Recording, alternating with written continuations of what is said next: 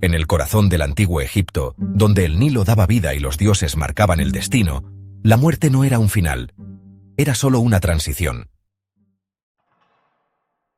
Para los egipcios el cuerpo no podía perecer, porque sin cuerpo el alma no podía reconocerse, y sin reconocimiento no había eternidad posible. Nacer, vivir y morir formaban parte de un ciclo sagrado. Pero permanecer después de la muerte era un privilegio reservado para quienes fueran correctamente preparados. Así nació uno de los rituales más asombrosos de la historia humana, la momificación, una técnica que buscaba preservar lo efímero para asegurar lo eterno. No fue un invento repentino, fue una evolución, un arte que se perfeccionó durante más de 3000 años, moldeado por creencias, clima y una obsesión profunda por el más allá. Los egipcios creían que el alma se dividía en varias partes, el Ka, el Ba, el Aj, cada una con funciones distintas, pero todas necesitaban al cuerpo como ancla. Si el cuerpo se descomponía, el alma vagaba perdida. Si se mantenía intacto, el difunto podía vivir con los dioses, comer, sentir, existir más allá del tiempo. Por eso, los primeros intentos fueron simples. Enterraban a los muertos en arena caliente del desierto. Y para su sorpresa, el calor natural deshidrataba y conservaba los cuerpos. Con el tiempo el ritual se formalizó, y lo que comenzó como casualidad se volvió ciencia espiritual. Una ceremonia compleja, precisa, detallada, que requería tiempo, conocimiento y profunda devoción.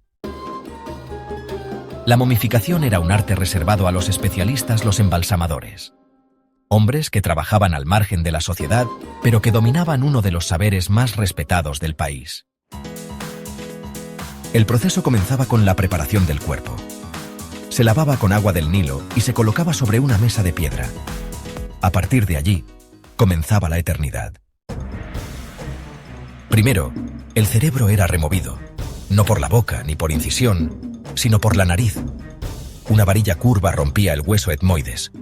Luego se extraía con un gancho.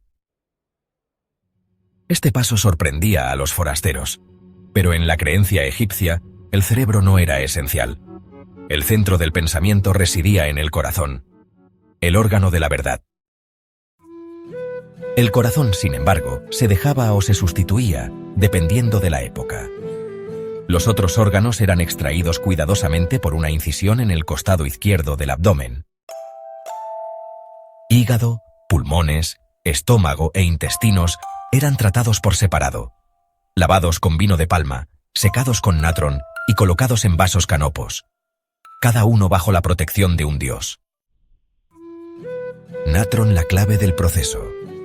Una sal natural del desierto, con alto poder deshidratante. Era el secreto que evitaba la descomposición y el mayor tesoro del embalsamador. El cuerpo era cubierto por dentro y por fuera con natron. Se dejaba secar entre 40 y 70 días, dependiendo de la condición, la época y la riqueza del difunto. Durante ese tiempo, se realizaban oraciones, rituales y vigilias. El cuerpo, aunque ya sin vida, comenzaba su tránsito, y los sacerdotes se aseguraban de que nada interfiriera. Pasado el secado, se rellenaban los huecos con lino, serrín o resinas.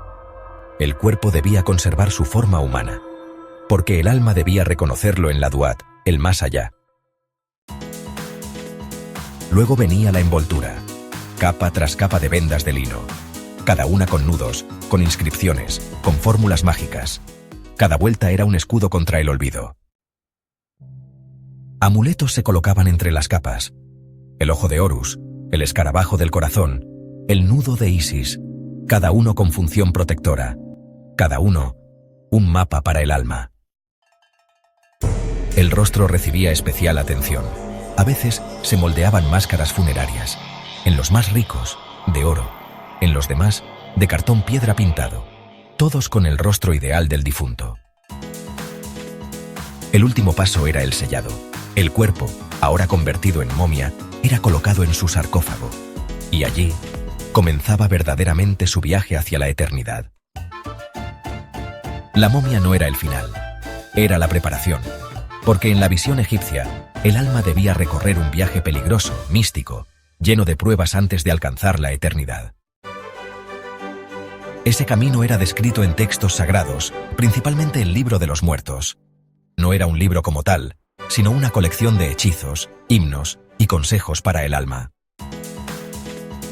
Los sacerdotes lo escribían en papiros en los muros de la tumba o en vendas de lino. Cada línea era una llave. Cada frase, una defensa ante las fuerzas del caos. El alma debía atravesar la Duat, el inframundo egipcio. Un reino oscuro, lleno de criaturas, guardianes, puertas selladas y juicios divinos. Un viaje que podía durar noches o siglos. Los amuletos colocados en la momia no eran decoración, eran herramientas. Algunos protegían el corazón, otros abrían portales, otros alejaban demonios. Todo debía estar en equilibrio perfecto. La prueba más temida era el juicio del corazón. Ante Osiris, dios del más allá, el alma debía declarar sus actos. No robé, no mentí, no traicioné.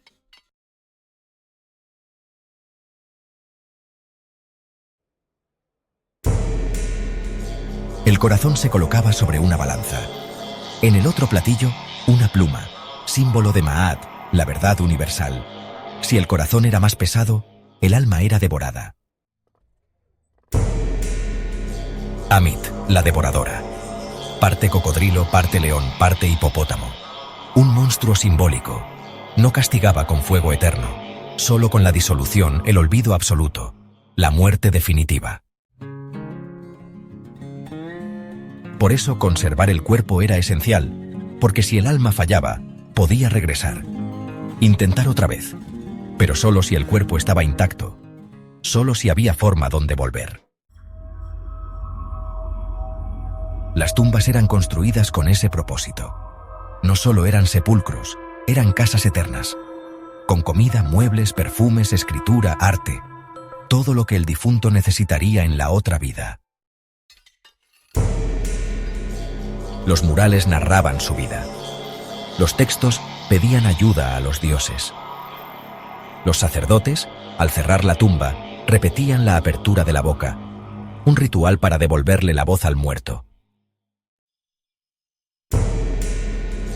Así, el difunto podía hablar ante los jueces, defenderse, declarar su inocencia.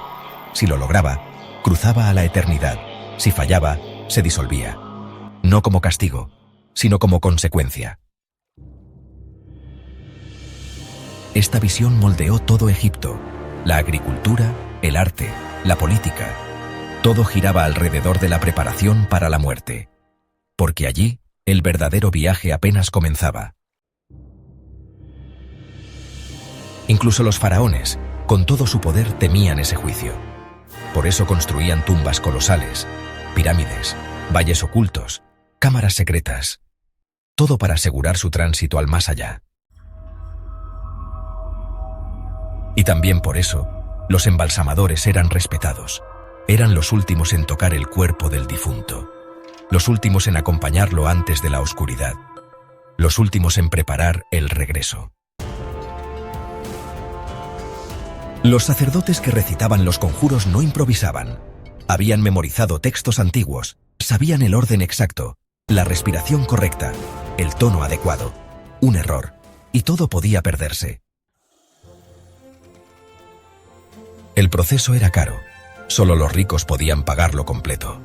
Pero los pobres también eran embalsamados, en formas más sencillas, porque todos, ricos o no, soñaban con la eternidad. Con el paso del tiempo, surgieron variantes.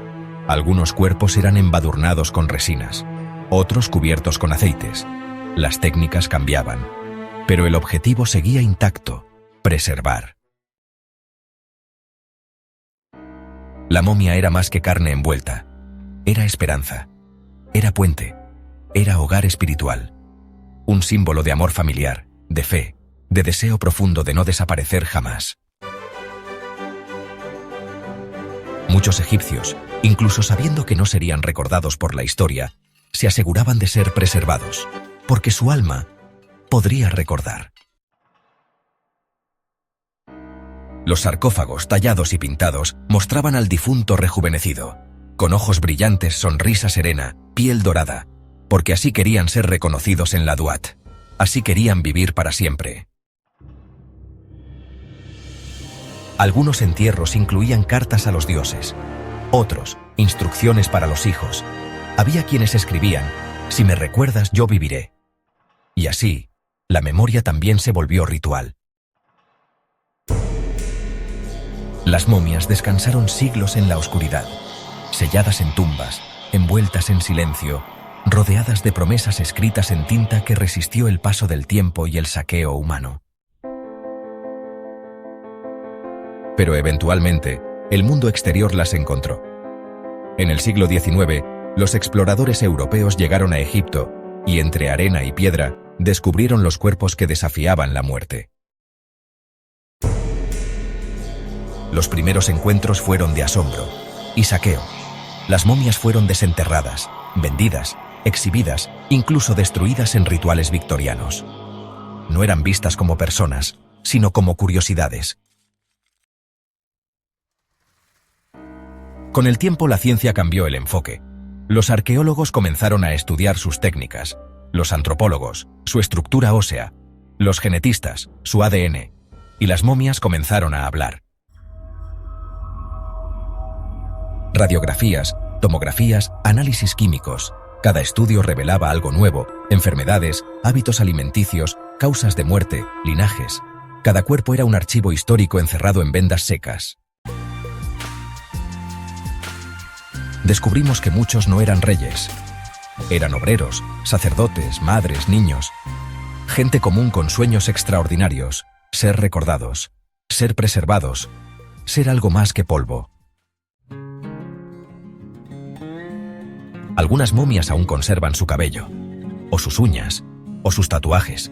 Pequeños detalles que cruzaron milenios y aún dicen: «Aquí estuve yo, aquí viví, aquí quise no morir». En museos, los visitantes observan con respeto, otras veces con incomodidad, porque al ver una momia, nos enfrentamos a una verdad que ignoramos: también seremos polvo si no nos cuidan. Y sin embargo, algo permanece. Los cuerpos no colapsan. Los rostros aún están ahí. El silencio que los envuelve no es vacío. Es una espera, un eco que nos observa. Las momias no solo hablan del pasado, hablan de nosotros, de cómo enfrentamos la muerte, de cómo buscamos sentido, de qué estamos dispuestos a hacer para no desaparecer. En ellas hay ciencia, pero también poesía, porque envolver un cuerpo en lino no era solo técnica, era ternura, era fe, era amor inmenso por la permanencia. Egipto no buscaba la inmortalidad por soberbia, la buscaba por devoción, porque creía que el alma merecía más que una tumba, merecía memoria, estructura, cuerpo, rostro, merecía regresar. Hoy, los científicos replican los métodos. Han logrado embalsamar cuerpos modernos con fórmulas similares. Pero nadie ha igualado el misticismo egipcio, porque el secreto no estaba solo en el natron. Estaba en el ritual, en las palabras susurradas, en los cánticos, en la mirada firme del sacerdote al colocar el último vendaje sobre los párpados eternos. Algunas momias han sido devueltas a Egipto, otras esperan en vitrinas silenciosas, pero todas llevan el mismo mensaje: construí un puente hacia el más allá, y sigo aquí. La momificación fue un acto colectivo. Cada cuerpo implicaba manos, rezos, técnica, familia, legado. No era un simple cadáver. Era el futuro convertido en escultura de carne y sal. Muchos ven en las momias algo escalofriante, pero los egipcios veían belleza, veían victoria sobre la descomposición, sobre el olvido, sobre la nada, y ese pensamiento sigue estremeciendo. Porque en un mundo que lo consume todo rápido, las momias nos enseñan pausa, nos enseñan ritual, nos enseñan que honrar el cuerpo es también honrar el alma. Miles de años después, sus rostros aún nos miran. Algunos con serenidad, otros con misterio, pero todos dicen lo mismo: la muerte no me venció. Y quizás, solo por eso, el arte de la momificación no fue una práctica perdida, sino una enseñanza que aún vibra en cada historia que rescatamos del polvo.